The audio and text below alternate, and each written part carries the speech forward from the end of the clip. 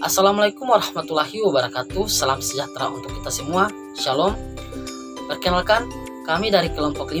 Nah, baiklah, pada kesempatan kali ini atau pada video kali ini, kami akan menjelaskan tentang sifat-sifat benda dengan menggunakan media pembelajaran lektora. Nah, oke, sebelum kita masuk kepada penjelasan materi tentang sifat-sifat benda, perlu kita ketahui bersama apa sih itu sifat-sifat benda. Baik, akan saya jelaskan. Sifat-sifat benda ialah rupa atau keadaan yang tampak dari suatu benda. Wujud dari suatu benda biasanya bisa berupa cair, padat, maupun gas. Nah, untuk info atau penjelasan yang lebih jelas, marilah kita simak penjelasan dari teman-teman saya. Kepada teman-teman saya persilahkan. Pengertian benda padat. Benda padat adalah bentuk wujud benda yang memiliki wujud padat dengan massa dan menempati sebuah ruang atau berada pada volume tertentu. Sifat benda padat yang paling jelas adalah memiliki bentuk dan ukuran yang tetap sebelum akhirnya diberi tindakan untuk melakukan perubahan. Benda padat juga memiliki daya tarik antara molekul yang sangat kuat sehingga bentuk benda padat ini bisa memiliki volume yang tetap dengan kerapatan molekul yang besar. Ada 6. Yang pertama adalah bentuk tetap. Sifat benda padat yang paling tampak adalah bentuknya yang selalu tetap dalam kondisi tertentu, baik dalam wadah atau ruangan terbuka. Bentuk benda padat yang tetap dipengaruhi dengan kerapatan molekul yang dikandungnya sehingga mampu bertahan dalam kondisi tertentu. Untuk mempertahankan bentuknya tetap, bentuknya yang padat juga memerlukan cara atau proses tertentu untuk mengubahnya. Artinya, benda padat sulit mengalami perubahan secara alami. Beberapa bahan dapat tertentu seperti plastik, kayu, besi, logam, dan sebagainya. Untuk merubahnya, perlu energi panas atau kalor untuk mengubah bentuk atau wujudnya. Namun, ada pula benda padat yang mudah berubah seperti es batu. Yang kedua yaitu volumenya tetap. Selain bentuknya yang tetap, benda padat juga memiliki sifat yang volumenya tetap. Hal ini dipengaruhi oleh karena bentuknya yang tetap sehingga massanya pun cenderung tetap, sehingga volume benda padat tidak mudah berubah dalam kondisi tertentu. Volume benda padat akan tetap sama jika dipindahkan dari suatu wadah ke wadah lainnya. Untuk merubah volume, benda padat memerlukan cara dalam proses perubahan bentuk wujud agar bisa mengurangi atau menambah volumenya. Hasil perubahan menjadi benda padat juga akan menentukan volume benda yang tetap. Yang ketiga yaitu dapat diubah bentuknya dengan cara tertentu. Sama seperti sifat benda lainnya, benda padat juga bisa mengalami perubahan bentuk dan wujud lainnya, yakni benda cair atau gas. Meskipun bentuk dan volumenya yang cenderung namun tetap benda padat dapat mengalami perubahan bentuk dan wujud dengan cara tertentu, seperti mencair dan menyublim yang bisa merubah bentuk dan wujud benda padat dengan beberapa gejala, yakni perubahan warna dan bau. Perubahannya seperti benda padat dapat mengalami proses atau cara yang berbeda-beda sehingga membutuhkan waktu dan alat-alat tertentu. Misalkan untuk merubah kayu menjadi kertas, kursi, lemari, meja, dan sebagainya membutuhkan waktu yang caranya tertentu.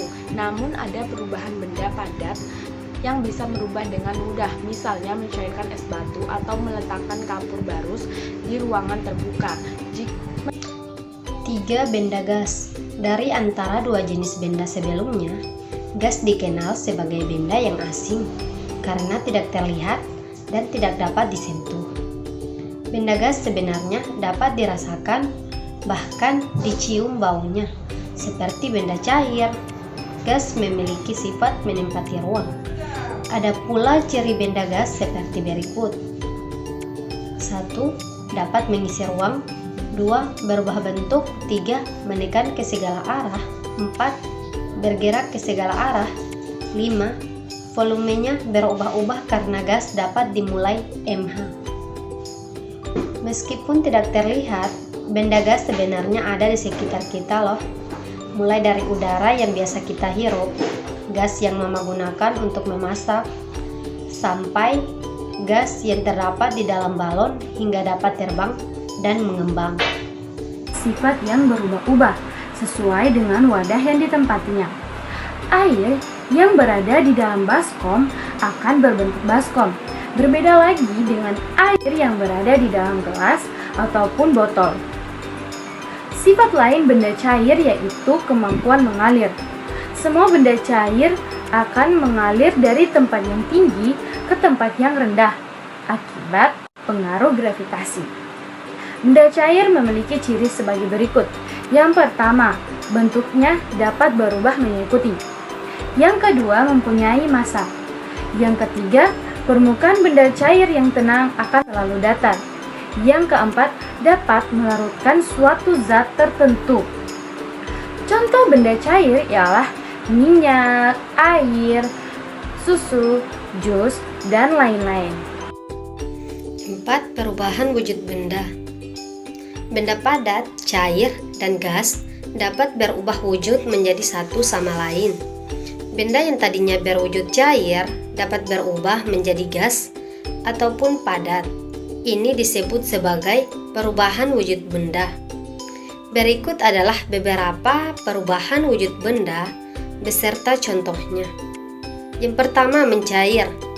Mencair merupakan perubahan benda padat menjadi benda cair. Ini terjadi pada benda es batu yang berubah menjadi air ketika terkena panas.